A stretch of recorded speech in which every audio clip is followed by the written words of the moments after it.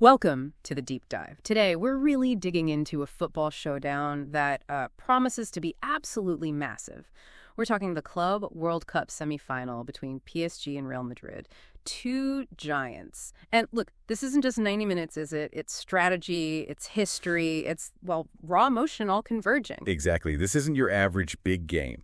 It feels like a really defining moment. We've properly gone through all the source material for this deep dive, trying to get past the usual headlines to help you really understand every single angle of this match. From the tactics. Yeah, but also that human drama simmering underneath. It could be decisive. Right, and that's our mission for you today, to pull out those key bits of info, the surprising facts maybe, and the tactical insights.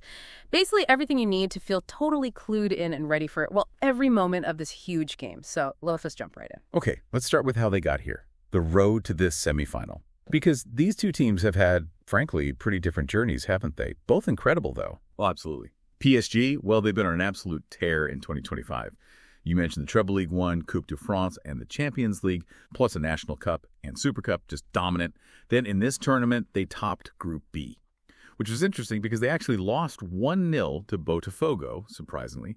But then, bang, they hammered Inter Miami 4-0 in the round of 16. And the quarterfinal against Bayern, wow, won 2-0, but finished with 9 men. That showed some real grit. Came at a cost, though, big cost. William Pacho, the center back, and Lucas Hernandez, fullback, both suspended for this one. Red cards. Wow, yeah, winning with 9, that's serious character. But, does scraping through like that, especially losing key defenders, does that actually dent their confidence, compared to Real Madrid, who've just sailed through? Makes Madrid's run seem even more, daunting, doesn't it? That's a really good point. I mean, it shows fight, definitely. But yeah, losing 2 starting defenders, that creates problems, obvious vulnerabilities. And Real Madrid, under Xabi Alonso, they've just looked so composed, undefeated the whole way. Group H, they smashed Pachuca, beat Salzburg, had that 1-1 draw with Al Hilal. Pretty comfortable. Knockout stage, edged Juventus 1-0. Tight one. Then that quarterfinal against Dortmund, nail-biter. 3-2 win, sealed right at the end. Stumpage time. Bicycle kick from Mbappe, of all people. And you have to remember, Real are gunning for a record 6th Club World Cup title here. Their record in this competition is just, staggering. 17 wins, 3 draws, 0 losses. Ever. Unbeaten. That history, it definitely casts a long shadow. That record alone, it speaks volumes, right? But even with all that history, all that momentum, a game like this often boils down to something simple. Who's actually available? Who's on the pitch? So let's shift focus. Team news. Player availability. Crucial stuff. Yeah, crucial is the word. For PSG, those defensive gaps are pretty significant. Pacho and Hernandez both out suspended. That's confirmed. There's also a bit of a question mark over Ousmane Dembele's fitness. Seems likely he'll start on the bench if he features at all. But they still have weapons, of course. Keep a very close eye on Desiré Doué. Scored against Bayern, was the Champions League Young Player of the Season. He's electric. And then there's Warren Zaire Emery in midfield. The maestro, really. The engine room. Makes them tick. Okay, so PSG's defense sounds a bit patchwork. Does that mean Real Madrid are coming in fully loaded, ready to, exploit those gaps? Or do they have their own issues we need to think about? Besides Huysen being out, obviously. Madrid are definitely looking stronger personnel-wise, yeah. Yeah. Their main issue is, as you said, Dean Huysen, the central defender. Sent off against Dortmund, so he's out. But apart from him, pretty much everyone else is good to go. Kylian Mbappe, he's over that bout of gastroenteritis, expected to start. Which is massive news. And this game, it's huge for Jude Bellingham, too. His 100th match for Madrid, he's just such a versatile weapon for them tactically. Yeah. Pops up everywhere, drives them forward. It's also interesting to see how that midfield is evolving post-Toni Kroos. Alonso's definitely shaping something new there. Right. Beyond just the tactics and who's fit, this match feels like it's simmering with history and maybe something, more personal too. What's the sort of emotional undercurrent here? What adds that extra spice to this semifinal? Well, if you look at the head-to-head overall, it's actually dead even.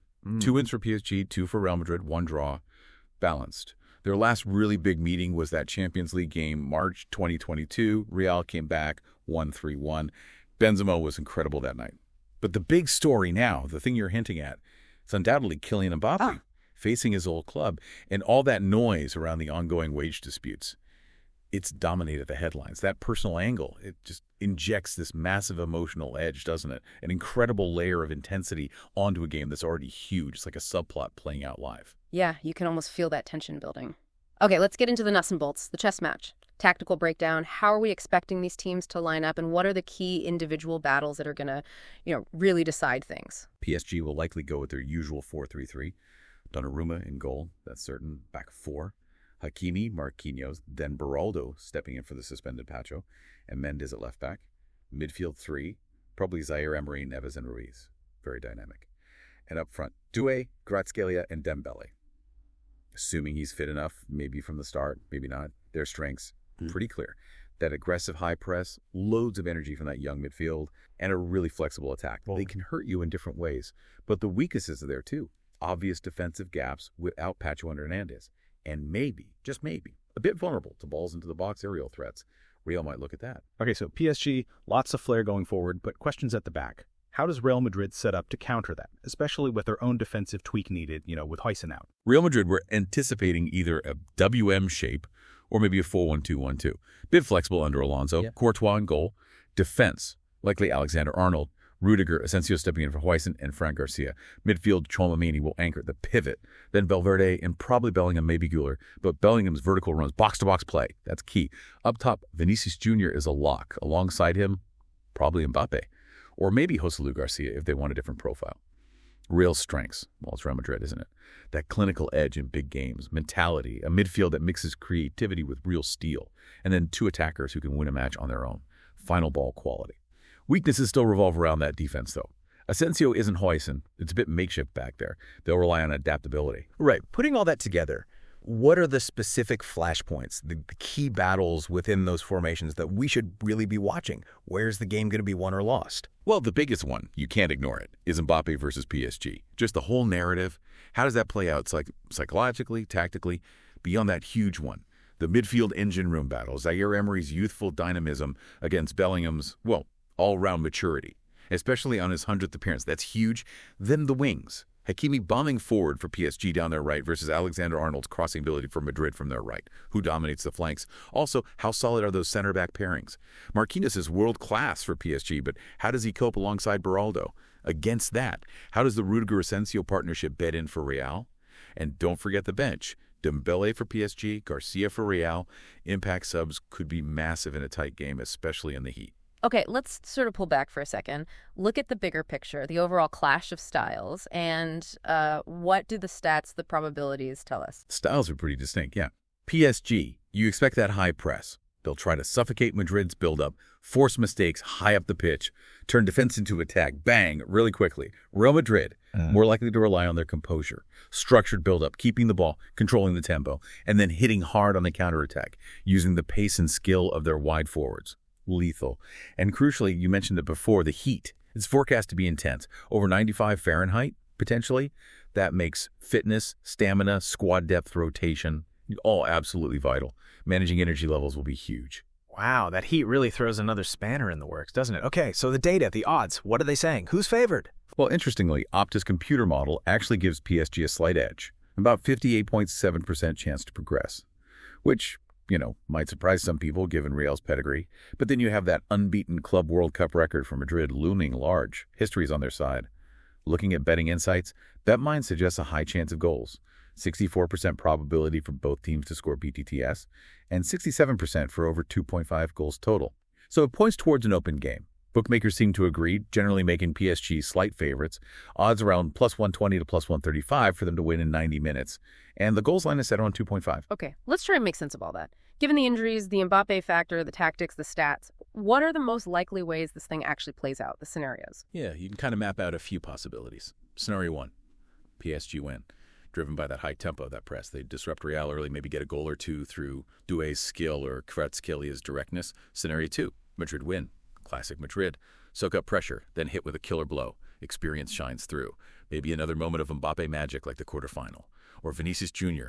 or Joselu Garcia finishing off a swift counter. Scenario 3, draw, heading to penalties. Maybe both teams are a bit cautious defensively because of the absences. The heat slows things down.